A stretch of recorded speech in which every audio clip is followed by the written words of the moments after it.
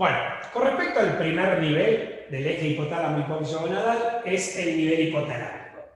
Habíamos visto en la clase de morfología que el hipotálamo está constituido por un conjunto de núcleos que según su ubicación se distribuyen o se consideran núcleos anteriores, núcleos medios, núcleos posteriores. A su vez, bueno, entre los grupos anteriores hay muchos, entre los grupos medios hay muchos, entre los grupos posteriores hay muchos, no todos tienen función endocrina, porque algunos, por ejemplo, regulan el apetito, el hambre y la saciedad, lo vemos en nutrición, eso está fundamentalmente en el hipotálamo medio.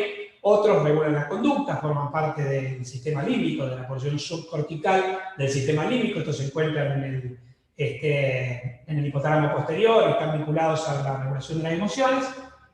Y otros, muchos del hipotálamo anterior, están vinculados a distintos ejes endócrinos porque liberan los factores liberadores, los factores reguladores de la secreción de las hormonas de la adenohipófisis. Bueno, con respecto al eje hipotálamo hipófisis gonadal, a mí me interesan considerar dos núcleos. Hay más de dos, pero dos son los más importantes y ellos son el núcleo arcuato que está en el hipotálamo medio, que también se llama arciforme o arqueado, y el área preóptica del hipotálamo anterior. Estos dos núcleos, uno en el hipotálamo anterior y otro en el hipotálamo medio, contienen neuronas capaces de segregar el factor liberador de gonadotrofinas. Neuronas que provienen de la placoda olfatoria. Ahora bien, al núcleo arcuato se lo llama el centro tónico, mientras que al hipotálamo anterior, al área preóptica del hipotálamo anterior, se lo considera el centro cíclico. ¿Qué diferencia hay entre el centro tónico y el centro cíclico?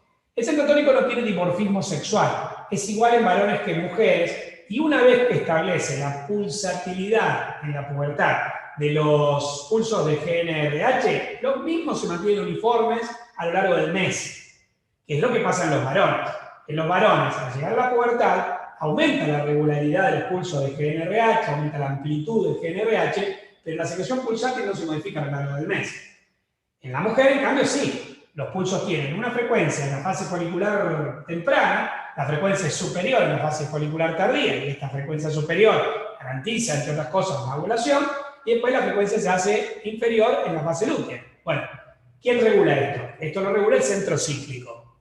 El centro cíclico manifiesta dimorfismo sexual, las neuronas son diferentes en los varones que en las mujeres, y en las mujeres, en respuesta a factores externos e internos, son capaces de modificar la frecuencia de los pulsos de GNRH a lo largo del ciclo menstrual. Ese es el centro cíclico.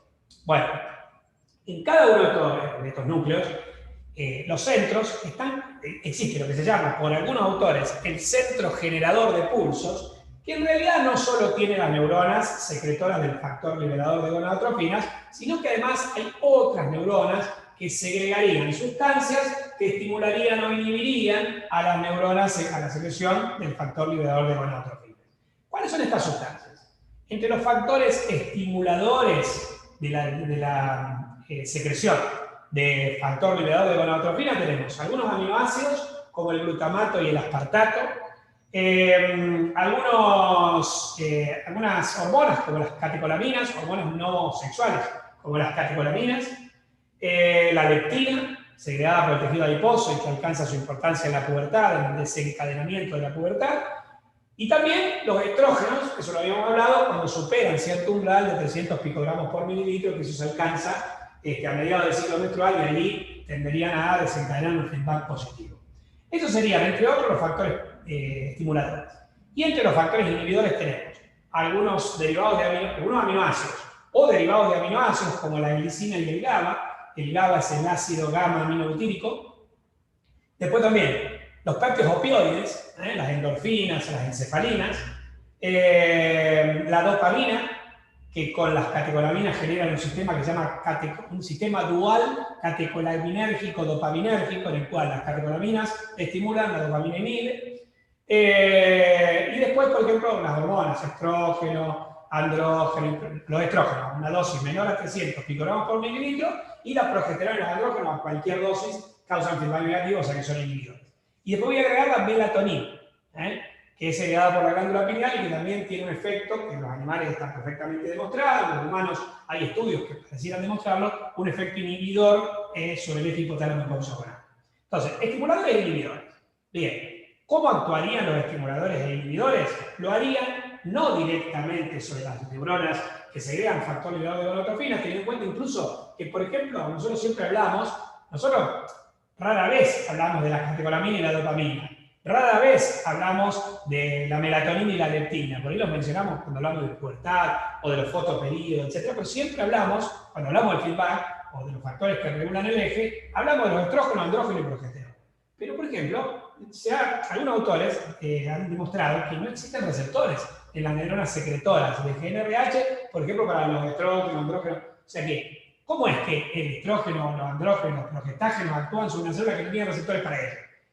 Lo harían, aparentemente, a partir de otras células cuyo estímulo provocaría el estímulo o la inhibición de las neuronas secretoras del factor liberador. Estas células o estas neuronas son muchas, pero fundamentalmente les voy a destacar tres.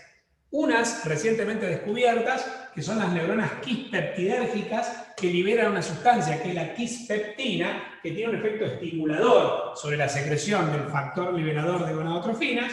Y después, las neuronas glutaminérgicas y las neuronas GABAérgicas, que tienen las glutaminérgicas un efecto estimulador, mientras que las GABAérgicas un efecto inhibidor.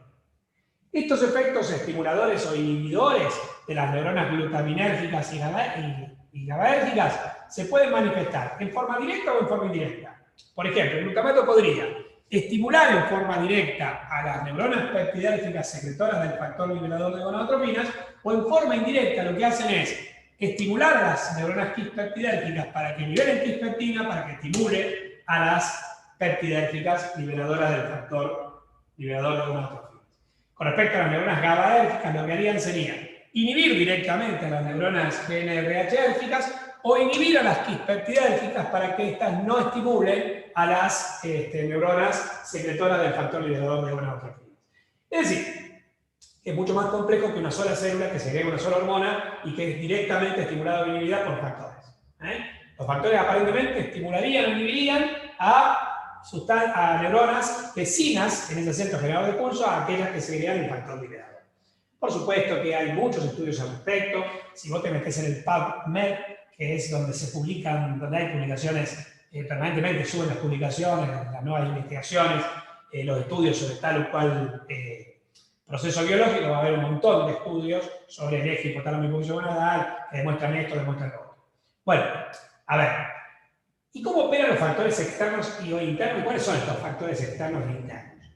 Por ejemplo, entre los factores externos tenemos la luz, condiciones climáticas como la luz, la temperatura y también la percepción a través de la vía olfatoria y de la vía visual. Analicemos cada uno de ellos brevemente. Con respecto a la luz, esto se ha estudiado mucho en los animales, tiene que ver con lo que en los animales se llama el fotoperíodo. Está relacionado con la secreción de melatonina por la glándula pineal. Nosotros ya habíamos visto, cuando vimos, recién cuando dice la lista de los factores inhibidores, que uno de los factores inhibidores es la melatonina de la glándula pineal.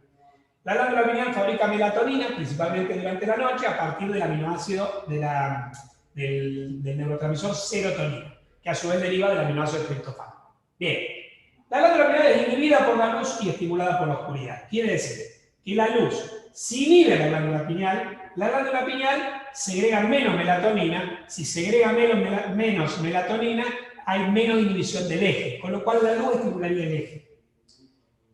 Al revés, si la oscuridad estimula la glándula pineal y la glándula pineal inhibe al eje, la oscuridad inhibiría el eje. ¿Qué importancia tiene esto? ¿Tiene que ver con el día y la noche? No.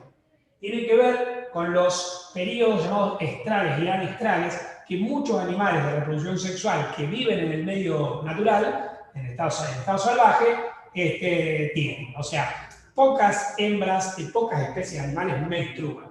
Principalmente el ciclo menstrual es característico de los primates o de hembras de animales salvajes cuando las ponemos en cautiverio. Por ejemplo, la yegua, la hembra del caballo, en estado salvaje tiene periodos estrales. Hay periodos en el año durante los cuales son fértiles y periodos en los que no. Periodo estral cuando es fértil, periodo anestral cuando no lo es. Ahora, cuando vos las ponés en cautiverio, en un corral, junto a otras hembras, tienden a ovular todos los meses. O sea, a sincronizar los ciclos y a tener como si fuesen ciclos menstruales. Por los estímulos ambientales. Pero bueno, olvidate de estos animales los animales domésticos, vamos a hablar de los animales en estado salvaje. Es lógico que los animales tengan mayor fertilidad en aquellos meses en los cuales la disponibilidad de alimentos es mayor, la temperatura ambiental es más adecuada para la supervivencia de la cría. Concretamente estamos hablando de los meses de verano o de primavera. Ya en el invierno, y sobre todo en latitudes extremas, donde hace mucho frío y donde la disponibilidad de alimentos es menor, hay menos vegetación que está cubierta por la nieve, la posibilidad de que sobreviva la cría es menor, entonces la fertilidad durante esos meses es menor. Pero ahora, ¿cómo sabe el animal que, digamos, no el animal, sino el eje reproductivo que es invierno o verano? Bueno, aparentemente la regulación estaría dada por la luz. Durante el verano los días se alargan, las noches se acortan, y durante el invierno los días se acortan y las noches se alargan. Entonces la señal sería, a través de la glándula pineal, que si vos estás entrando en el verano y se alargan los días, al alargarse los días y haber más horas de luz, esa luz, al inhibir la glándula pineal y reducir la secreción de melatonina, aumentaría la fertilidad. Lo cual es lógico, porque entonces el animal es más fértil, tiene más comida para la cría, la temperatura ambiental es más adecuada para la supervivencia de su cría. Bien, ¿qué pasa en los humanos?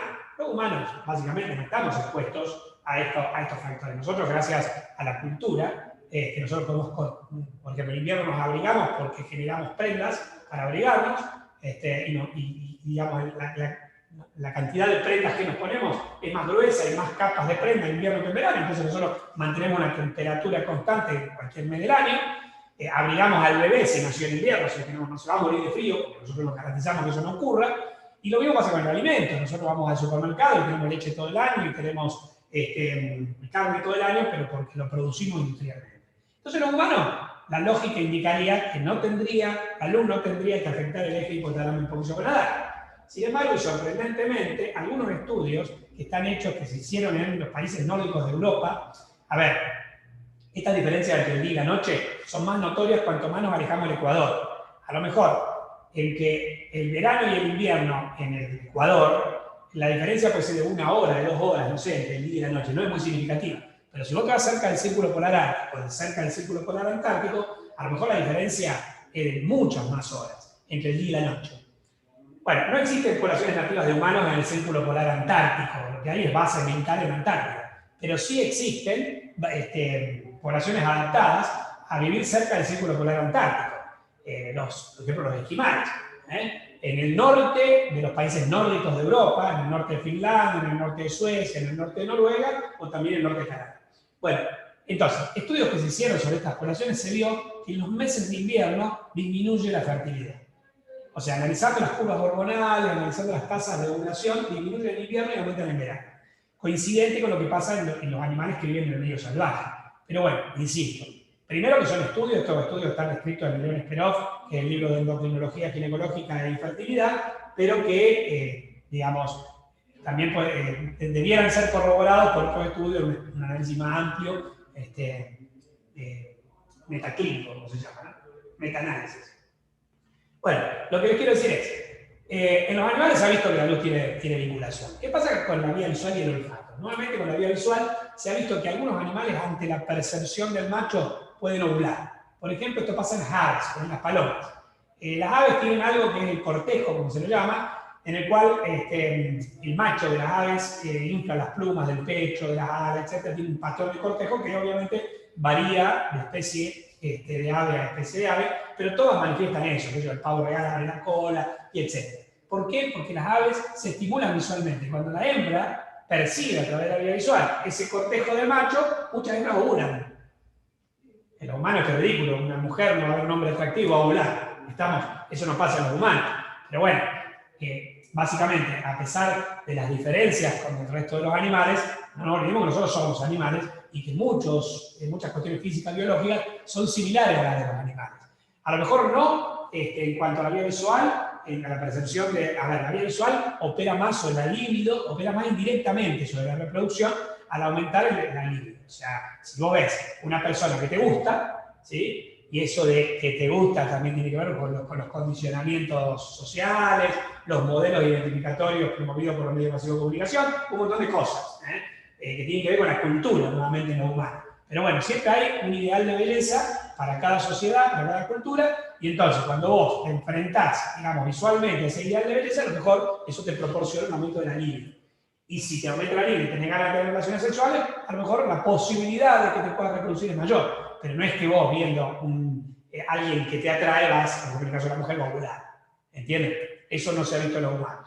Lo que sí se ha visto es el tema de la relación entre el olfato y el eje. En los animales, nuevamente, como les decía, hay, esto está muy bien estudiado, existen sustancias llamadas feromonas, las cuales cuando son descargadas, además se producen en glándulas que son genitales o perigenitales, y estas feromonas cuando se liberan son percibidas, por ejemplo, por la hembra o por el macho, y por ejemplo, en el caso del macho percibe las feromonas descargadas por las glándulas cercanas a la zona genital de la hembra, que segregan las sustancias específicas cuando la hembra está en celo. Entonces el macho percibe que la hembra está en celo, que la hembra es fértil, y entonces va y busca a la hembra. En el caso de algunas especies, por ejemplo, en el caso de las ovejas perciben un olor segregado por la lana del macho, que depende de los andrógenos del macho, o sea, que es estrictamente generado por un macho y no por una hembra, y eso induce la ovulación, los estímulos olfatorios, en las ovejas. Bueno, ¿en los humanos pasa algo similar? No, pero hay algunas cosas que dan lugar a pensar de que, primero, que las neuronas que segregan el factor liberador de gonadotropina, en los humanos también derivan del atracón olfatorio, o sea que una vinculación hay. Pero además se ha visto, por ejemplo, en los humanos, se ha visto que las mujeres que se encuentran en internados de mujeres, por ejemplo, que están pupilas, son monasterios, que estudian, que son monjas o lo que fuere, tienden a sincronizar sus ciclos menstruales. A menstruar todas más o menos en la misma época del mes y se cree que es por estímulos olfatorios. También se está estudiando la relevancia, como decíamos, de, así como los estímulos visuales, algunos estímulos olfatorios, de hecho, feromonas humanas que podrían estimular no el eje, la ovulación, etc., pero sí, por ejemplo, la libido en los humanos. O sea que estos factores externos también están presentes en los humanos, aunque por cuestiones culturales a lo mejor son menos significativos que en los animales. Vamos a los factores internos. Con respecto a los factores internos tenemos las emociones, el estrés, el peso corporal y distintas hormonas. Con respecto a las emociones y al estrés, esto se relacionaría fundamentalmente con uno de los factores inhibidores que vimos antes, que son los péptidos opioides. El estrés, frente a una situación de alarma, lo que provoca es la descarga de cortisol por la glándula suprarrenal, que es una hormona que se descarga en grandes cantidades durante situaciones o episodios de estrés, sobre todo en el estrés prolongado. Entonces, a ver, ¿cómo se produce el cortisol? Lo produce la glándula suprarrenal, pero estimulada por el eje hipotálamo-hipófiso suprarrenal. El eje hipotálamo-hipófiso suprarrenal funciona de la siguiente manera. El hipotálamo libera el factor liberador de corticotrofina, que estimula la hipófisis para que libere la adrenocorticotrofina, que estimula la glándula suprarrenal para que libere el cortisol. Ahora bien, la adrenocorticotrofina se genera a partir de un péptido, un precursor, que es el POMC, P-O-M-C, pro-opiomelanocortina. Quiere decir que cuando yo estimulo la síntesis de la adrenocorticotrofina, del POMC se genera no solo adrenocorticotrofina, sino también hormona melanocytoestimulante y péptidos opioides, pro-opiomelanocortina. Esos péptidos opioides inhibirían el eje, y esto sí se ha visto en humanos. Las mujeres que están sometidas a abuso sexual, a violencia física, familiar, las mujeres que, por ejemplo, en países bombardeados, como Irak, cuando lo bombardearon los norteamericanos, o países en guerra, se suele ver que si están en la pubertad, se les retrasa el inicio de la pubertad, porque tienen el eje frenado por el estrés, la liberación de los péptidos opioides, etc. Y si estaban menstruando, muchas veces tienen lo que se llama amenorrea, se les corta la menstruación. Entonces, el estrés tiene un efecto significativo sobre el eje, pero actuando fundamentalmente a través del eje hipotálamo-hipófiso suprarrenal. Con respecto al peso, lo que les puedo mencionar es un estudio que se hizo en Estados Unidos sobre el peso crítico y el porcentaje de tejido adiposo crítico para que una mujer alcance la pubertad, para que pueda, para que se estabilice el eje y pueda comenzar a menstruar. Así se ha visto que se necesita un peso crítico de 48 kilogramos, pero con un porcentaje mínimo del 17% de grasa corporal.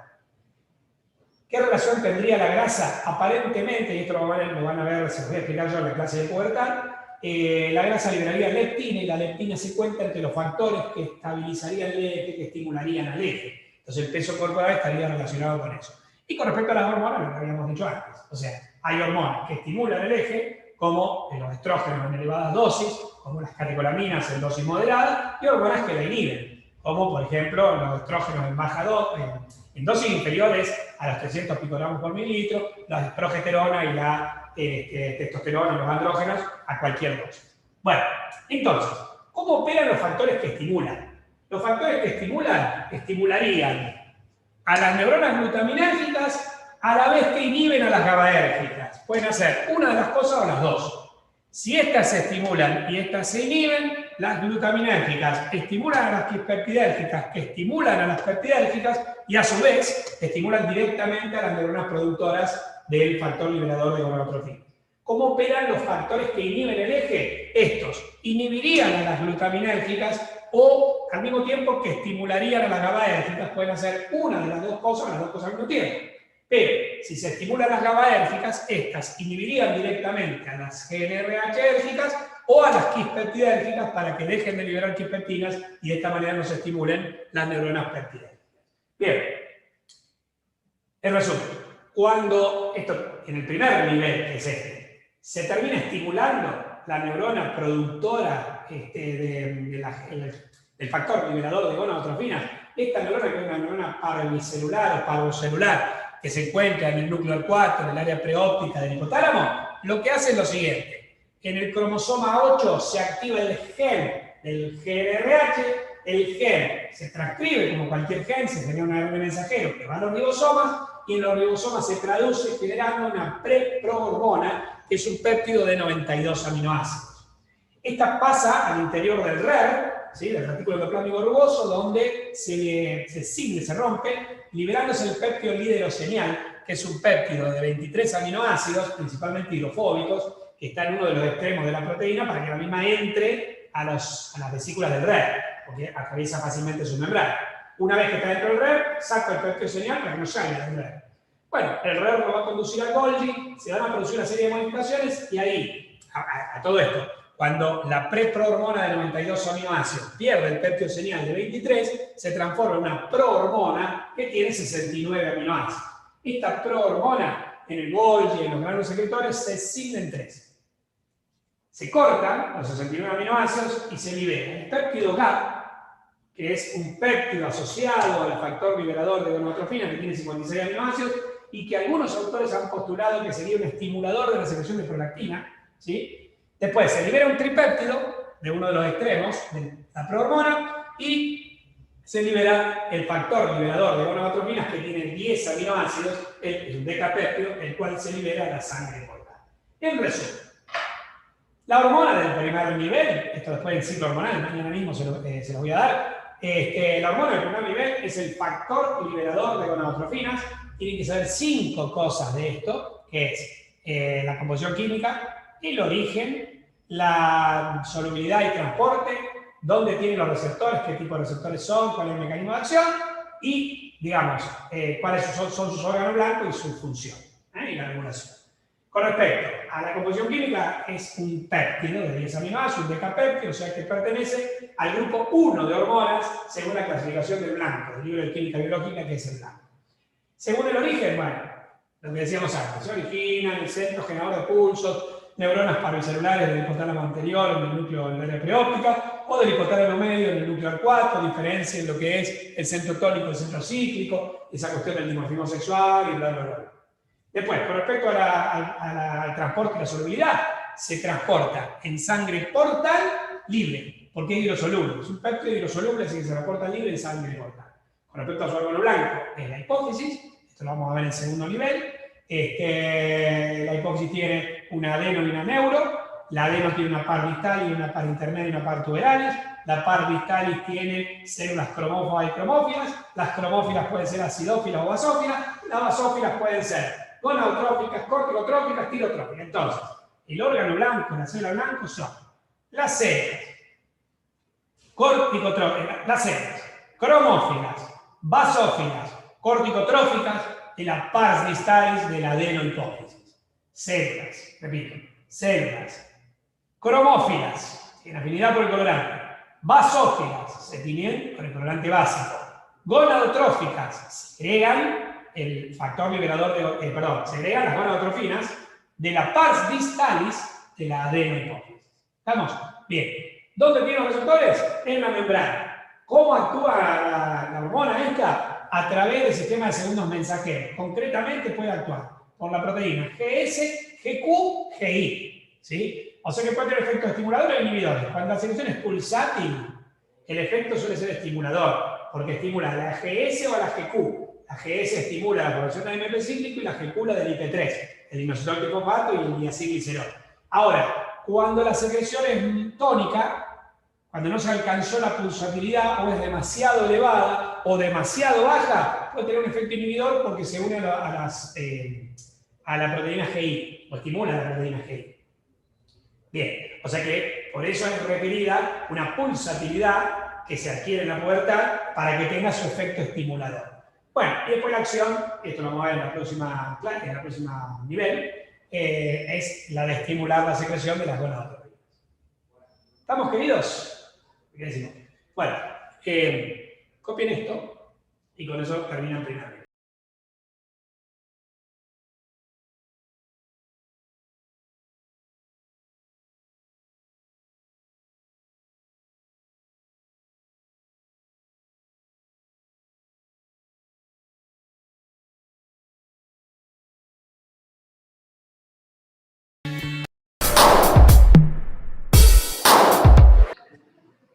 Bueno, el segundo nivel es el nivel hipofisario.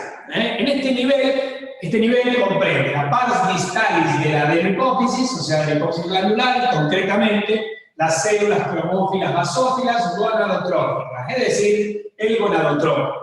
El factor liberador de las gonadotrofinas es segregado por las neuronas hipotalámicas y vertido a los capilares del sistema venoso portal hipotálamo hipofisario, a los capilares de la eminencia media. Como una hormona peptídica que es hidrosoluble, se transporta libre por los vasos portales largos y cuando llega a los capilares de la adenohipófisis, o sea, la red capilar hipofisaria, emerge de los capilares para unirse a receptores de los gonadotropos. En este sentido, y como una hormona peptídica se va a unir a receptores de membrana, y los receptores a los que se unen son los receptores acoplados a las proteínas G, o sea, los GCPR, es decir, receptores acoplados a proteína G de tipo en serpentina, porque recuerden que tenía 7 dominios transmembrana que atravesaban la membrana como si fuese una serpiente. Bueno, estos receptores pueden ser de varias familias, y normalmente las hormonas se unen a una u a otra familia. En el caso del factor liberador de gonadotrofinas, tiene la posibilidad de unirse tanto a los receptores de tipo GQ, que son los que estimulan la fosfolipasa C y trabajan a través del IP3, el inositol trifosfato como segundo mensajero, del GS, que estimulan a la adenosiclasa y trabaja con el AMP cíclico como segundo mensajero, y el GI, que inhibe a la adenosiclasa y reduce los niveles del AMP cíclico. Bueno, fíjate que dos son estimuladores y uno es inhibidor. ¿Cuándo se une a cada uno? Cuando los niveles son muy bajos, no se une a ninguno o se une a tan escaso número de receptores que el efecto en el gonadotropo no se verifica. Ahora, si los niveles son muy altos o son tónicos, o sea, constantes, a estos niveles el factor liberador de gonadotropina se une a los receptores de tipo GI y el efecto es de tipo inhibitorio. Estimula la proteína GI, esta inhibe a la adenosiclasa, disminuye los niveles de AMP cíclico y el gonadotropo se inhibe. Por eso, los niveles muy altos o constantes, no en forma pulsátil, del factor liberador de gonadotropina, no son adecuados para la activación del eje hipotálamo hipófiso-gonadal. Ahora bien, si los niveles son pulsátiles, la pulsatilidad típica de la pubertad, con un valor que sea adecuado, ni muy bajo ni muy alto, los valores que hemos visto en la clase del ciclo hormonal, el factor liberador de gonadotrofinas se unirá o bien a los receptores GS o bien a los receptores GQ. El GS es fácil, lo vamos a analizar más para las gonadotrofinas que solo se unen a este. Les quiero analizar el GQ, porque es bastante complejito y tiene sus particularidades. Si el factor liberador de gonadotrofinas se une al receptor que está acoplado a la proteína GQ y la activa, como siempre, esta proteína se activa cuando entra el GTP, con la guanosina trifosfato, se desprende la subunidad alfa-Q, unidad GTP, y este va a estimular a la fosfolipasa C. La fosfolipasa C es una proteína de membrana capaz de actuar sobre un fosfolípido de membrana, que es el fosfatidilinositol, fosfatidilinositol bifosfato, o PIP2, y lo escinde, lo rompe, liberando IP3, inositol trifosfato, que ingresa al gonadotropo, y diacilglicerol que se queda en la membrana. Por su parte, el diacilglicerol es atacado por una lipasa que desprende el ácido graso del carbono 2 del mismo, que es ácido araquidónico, ácido graso de 20 carbonos y 4 dobles ligaduras, que es el sustrato de los eicosanoides, prostaglandinas, tromboxanos y leucotrienos. Entonces lo que ingresa a la célula, luego de que el factor liberador de gonadotropina se une a su receptor de membrana, es IP3 y ácido araquidónico. El ácido araquidónico entra a la mitocondria y en la mitocondria puede ser tomado por dos enzimas, la ciclooxigenasa o la lipooxigenasa. Cuando el ácido araquidónico te lo agarra la ciclooxigenasa, genera los eicosanoides cíclicos, tales como las prostaglandinas y los tromboxanos. Ahora, cuando sigue la vía de la lipooxigenasa, la LOX, se transforman en los eicosanoides acíclicos, o sea que no tienen ciclo, que se llaman leucotrienos. Estos leucotrienos salen de la mitocondria y estimulan en el RER la síntesis de las gonadotrofinas. La gonadotrofina, la parte proteica de la gonadotrofina, que es una glucoproteína, la parte proteica se sintetiza en el RER. Los azúcares iniciales se agregan en el RER. Pero después el RER incorpora las gonadotrofinas en vesículas de transferencia que irán al Golgi. El Golgi le agregará los azúcares terminales, ¿sí? Y las incorporará en vesículas secretorias, pero ahí se quedará. Entonces, ¿qué pasa con el IP3?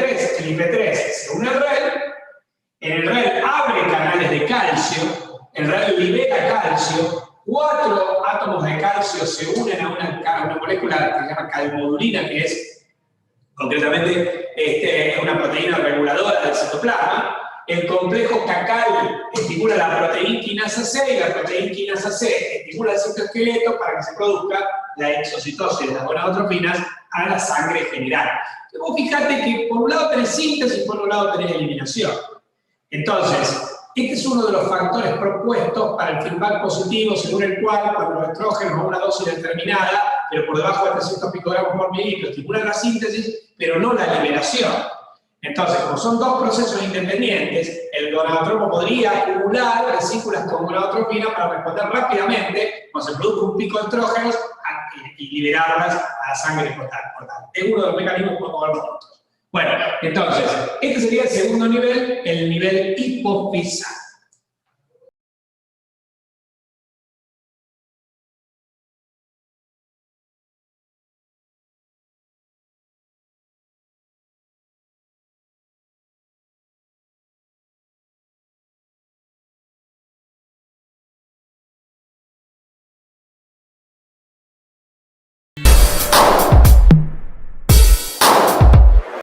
Muy bien, y el tercer nivel del eje es el nivel gonadal, ¿sí? Entonces, las gonadotrofinas actúan sobre las células de Sertoli y las de Leydig testiculares, y en el ovario, sobre las células granulosas, que son las homólogas embriológicamente de las células de Sertoli, las tecales, que son las homólogas embriológicamente de las de Leydig, también sobre las luteínicas, sobre las células intersticiales, que son células de viejos folículos atrésicos, también de las células del lilio y mesogario. Es decir, hay muchos tipos de células secretorias en el ovario, más que en el testículo. Pero principalmente son tres, las tecales, las granulosas y las células luteínicas. En todas estas células, el mecanismo de acción de estas hormonas es el mismo. Las hormonas, las gonadotrofinas, son hormonas glucoproteicas, pertenecientes al grupo 2 de hormonas, y entonces van a tener, se pueden transportar libres en plasma. A veces las hormonas del segundo grupo se unen a proteínas, como lo hacía la somatotrofina, hasta en un 50%, pero no porque sean hidroisolubles, sino porque de esta manera la proteína actúa como un reservorio plasmático de la hormona. En el caso de las gonadotrofinas, por lo general se transportan libres, llegan a los órganos blancos y los órganos blancos se unen a receptores de membrana. Estos receptores de membrana son acoplados a proteína G, o sea, en serpentina, con 7 dominios de transmembrana, pero específicamente, y a diferencia de lo que pasaba con el factor liberador, en este caso la proteína G a la que se asocia sí o sí es la GS. Entonces, lo que hace la gonadotrofina al unirse al receptor es estimular la proteína GS, la cual se activa con GTP, se desprende la subunidad alfa S, unidad GTP, activa la adenilciclasa. La gliciclasa toma el ATP, lo transforma en AMP cíclico, y el AMP cíclico se une a las unidades regulatorias de la proteína quinasa A, se desprenden las unidades catalíticas y estas tienen efecto en los 3 compartimentos celulares.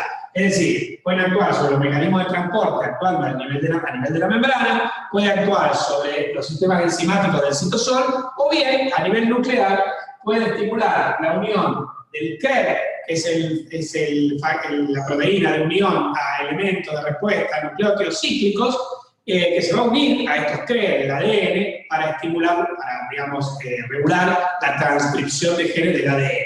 Quiere decir que la hormona nunca entró, se quedó en su unión receptor de membrana, pero al provocar un segundo mensajero, que es el AMP cíclico, pudo actuar sobre los 3 compartimentos celulares, tanto sobre la membrana, como sobre el citoplasma, como sobre el núcleo. Bueno, y esto trae aparejado en una célula, digamos, en una gónada, en una célula gonadal, trae aparejado 2 cosas, o en la gónada trae aparejado 2 cosas. El estímulo de la función gametogénica, por ende de la función reproductiva, y el estímulo de la esteroideogénesis, que es la vía metabólica de producción de hormonas esteroideas. O sea, que también estimula la función secretoria. Si asumimos que la gónada tiene una doble función, gametogénica y secretoria, o gametogénica y esteroideogénica, las gonadotrofinas estimulan ambas funciones. ¿Estamos? Este es el segundo nivel, perdón, el tercer nivel.